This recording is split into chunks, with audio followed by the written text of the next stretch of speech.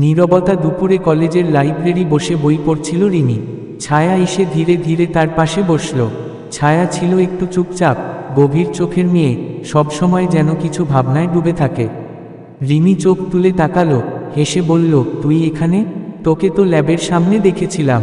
ছায়া মৃদু হেসে বলল, হ্যাঁ, একটু একা থাকতে ইচ্ছে করছিল, তুই থাকিস বলেই লাইব্রেরি এলাম। দুজনে কিছুক্ষণ চুপ করে বসে রইল। সময় যেন থেমে গেছে। হঠাৎ ছায়া ফিসফিস করে বলল, রিমি, জানিস, আমি তোকে কিছু বলতে চাই অনেকদিন ধরে। রিমি চমকে তাকালো, কি বলবি? ছায়ার চোখে একটু ভয়, একটু সাহস। আমি তোকে শুধু বন্ধু হিসেবে দেখিনি কখনো। আমার কাছে তুই আলাদা, খুবই স্পেশাল।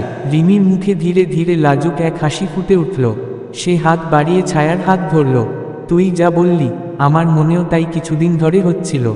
আমি ভাবছিলাম, তুই কি বুঝিস? ছায়া চোখ নামিয়ে বলল, বুঝতাম, কিন্তু ভয় পেতাম, যদি তোকে হারিয়ে ফেলি।